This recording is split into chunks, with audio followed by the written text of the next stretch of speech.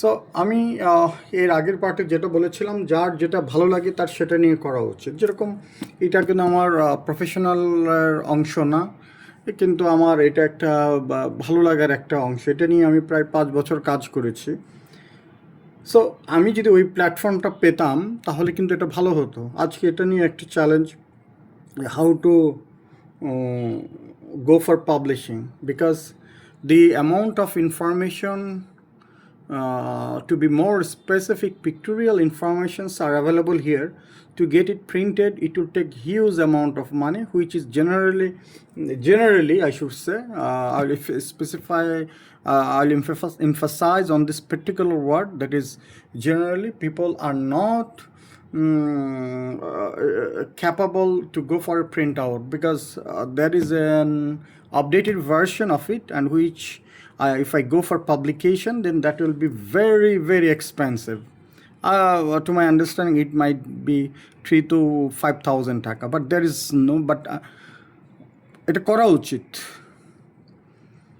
And people and the government or the authorities should come forward to assist it, because এই এই যে বইটা নিয়ে আমি কিছু স্টাডি করেছি 6 years, this bird is already extinct, already Bangladesh থেকে বিলুপ্ত হয়ে গেছে। অথচ এই এরিয়া, এই জোন বা ছোট্ট বা ভাবে যদি বলতে যাই, এইটা বাংলাদেশ থেকে এখন বিলুপ্ত হয়ে গেছে, এবং এইটা নিয়ে কিছু ডাটা এখানে আছে। এটার একটা বলা যায় এটা কম্বো প্যাকেজ। হ্যাঁ, আমি অলওয়েজ এখানে কিছু রেফারেন্স দিয়েছি। এই যে যেরকম এখানে দেয়া আছে, শালবনে ফিরবে ময়ূর, দেন হারিয়ে যাওয়া ময়ূর, হ্যাঁ, এই ধরনের কিছু ডাটা এখানে আছে।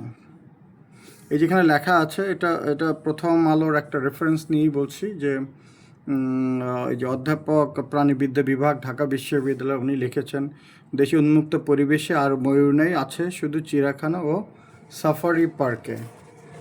হ্যাঁ, আমি একটু এটাকে একটু এইভাবেই যদি নিয়ে যাই, এই যে আছে শুধু সাফারি চট্টগ্রাম চিড়িয়াখানা থেকে ছবিটি তুলেছেন মনিরুল এইচ খান। সো এই যে বিষয়টা, এবং ময়ূর উপস্থিতির ব্যাপার আরেকটা তথ্য একটু শেয়ার করতে চাই। দেখেন, 1886 সালের ব্রিটিশ রাইটার F.B. সিমসন একটি লেখাতে ঢাকার আশেপাশে ময়ূর উপস্থিতির কথা উঠে এসেছে।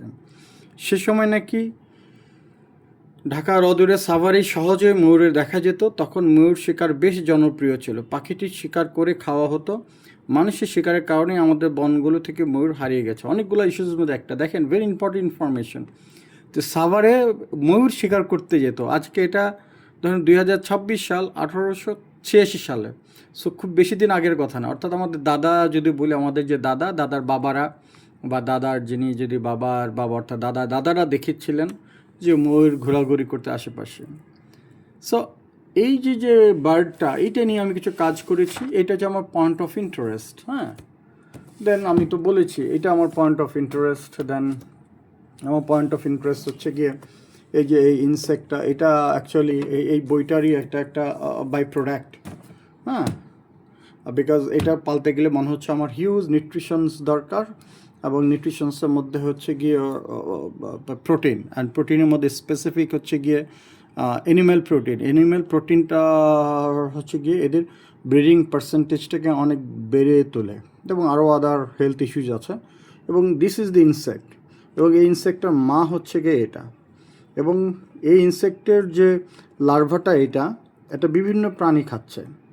সো এটা যে ময়ূর খাচ্ছে, সবচেয়ে বেশি ময়ূর লাগে, এই জন্য আমি এটার A to Z জানার জন্য এই বইটার একটা অবতারণা। দেন আমি প্র্যাকটিক্যালি করেছি, বিভিন্ন ফুটেজ আমার কাছে আছে, ভিডিও ফুটেজ, যে এই যে মুরগিটা খেয়ে থাকে। দেন এটাকেও দেখেছি যে এটা খেয়েছে কি, আমারগুলো অবশ্য খুব ভালো খাইতো না, বার্ডস এগুলো ছোটোগুলো খাচ্ছে। এটাকেও দেখেছি, বেঁচে থাকে, গ্রোথ মডারেট, খুব বেশি হয় না। এটাতে মাছ ধরেছি এই পোকাটা দিয়ে, এবং সুবিধা হচ্ছে এটা গলে যায় না। এটা যেহেতু বড়শিতে গাঁথা উপর একটু নড়ে, সো এটা লিউর বোধহয় বলে, LURE, এটা ভালো কাজ করে। দেন এরাও খায়, মুরগি তো অবশ্যই খায়। সো এটা যেহেতু একটা অর্গ্যানিক থিং, কারণ এটা গমের ভুসি বা ভাত এগুলো খেয়ে থাকে। আরেকটা কিছু বলতে চাই, এর কোনো কিছুই কিন্তু ফেলনা হয় না। হ্যাঁ, এই যে দেখেন এটার যে আপনার বিষ্ঠা বা এটাকে ইংরেজিতে বলে ফ্রেস, এই ফ্রেসটা খুব ভালো কাজ করে। এটা অন্য আরেকটা দিন খুব ডিটেলস নিয়ে আলোচনা করব এই যে জমির জন্য। আমি কিন্তু আমার যে এটা বারান্দা garden, it's a new concept. বারান্দা গার্ডেনে যে ফল খাইতে হবে তা না, আপনার সবজি বাগানের একটা সেগমেন্ট, এটা যদি ইয়ে হতে হয় বা কাজ করে, আমি শেষের দিকে ওখানে নিয়ে যাব আমার বারান্দা গার্ডেনে। তো এই দেখেন এখানে লেখা আছে, এগুলো কিন্তু আমার ডাটা না। ইট ইমপ্রুভস সিড জার্মিনেশনের ক্ষেত্রে এই বিষ্ঠাটা কাজ করে। এই যে ফ্রেশ নামে যে বিষয়টা আছে, অর্থাৎ এটা যে বর্জ্য, আচ্ছা জানি না দেখা যাচ্ছে কেন, stimulate to beneficial microorganisms, then enhancing photosynthesis, অর্থাৎ সালোক সংশ্লেষণে হেল্প করে। ইনক্রিজ নিউট্রিয়েন্টস আপটেক, অর্থাৎ পুষ্টি গ্রহণের ক্ষমতাটাকে বাড়িয়ে দেয়। There are many enhanced growth, enhancing photosynthesis, লিখেছে রেজিস্ট্যান্স টু এবায়োটিক স্ট্রেস, অর্থাৎ ওর উপরে একটা স্ট্রেস কমায়। মূল কথা এর গ্রোথটা ভালো হয়। আমরা এখন দেখি যে আমরা এটা ব্যবহার করছি কিনা। তো যেটা বলছিলাম, আমরা এই ফ্রেশ যেটা, এটাকে ব্যবহার করছি কিনা, আমরা কিন্তু এটা ব্যবহার করছি। এটাকে যদি খুব খেয়াল করে দেখি, এই যে ভিতরে কালো কালো যেটা মাঝখানে, এটা কিন্তু এই ইয়েটা এই ফ্রেশ। তারপরে যে এখানে মাঝখানে ব্যবহার করছি, তবে হ্যাঁ এখানে অনেক বেশি ব্যবহার করা হওয়াতে একটি সমস্যা হয়েছে বলে মনে হয়। বাট এটা রেজাল্ট তো সুপার রেজাল্ট। যখন আমি বাড়িতে যাব, এগুলো আমার জমিটা তৈরি করতেছি, সেখানে আমি এটা করব। এবং এই যে যে গাছগুলো আছে, এই গাছগুলো গোড়ায় আমি দিয়েছি। সো আপনার এই বারান্দা বাগান কনসেপ্টে কিন্তু আমরা এটা ব্যবহার করি। আশা করি সবার কাজে লাগবে এখান থেকে। ধন্যবাদ।